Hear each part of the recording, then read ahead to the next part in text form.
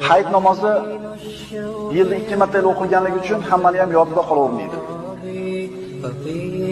2 rakat Eid Qurbon namozini o'qishni niyat qildim.